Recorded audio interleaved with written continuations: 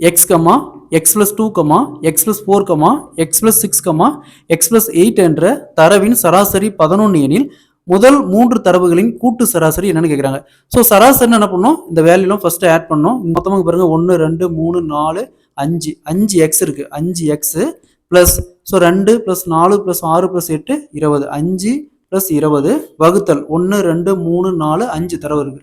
5 தரவு, இதோடைய சராசரி என்னங்கிறாங்க ஈக்குவல் டு 11 அப்படிங்கிறாங்க. அடுத்தது 5 இந்த பக்கம் வந்துச்சுன்னா 11 × 5 55. ஸோ இங்கே 5x + 20 = 55. இந்த 20 இந்த பக்கம் கொஞ்சம் மைனஸ் ஆகும். அப்போ 55ல் 20 போச்சுன்னா 35. 5x = 35. அப்போது 5ஆல் கேன்சல் பண்ணால் x = 7 5 35. எக்ஸோடைய வேல்யூ 7. சரிங்களா? இப்போ என்ன கேட்குறாங்கன்னா முதல் 3 தரவுகளின் கூட்டு சராசரி அப்படின்னு கேட்குறாங்க. அப்போ முதல் 3 1 2 3 இதோடைய கூட்டு சராசரி. 3 தரவு பார்த்தோம்னா 1 2 3 3x இருக்கு. அப்போ 3 × xக்கு பதிலாக இங்கே 7 x × 3 × 7 ப்ளஸ் 2 + 4 6 இதோட போய் எத்தனை தரவு 1 2 3 எத்தனை தரவு அதை கீழே போட்டுக்கணும். மொத்தம் 3 தரவு. அப்போ 3. ஸோ 3 × 7 21 21 + 6 27 வகுத்தல் 3 27 3ஆல் கேன்சல் பண்ணால் 9.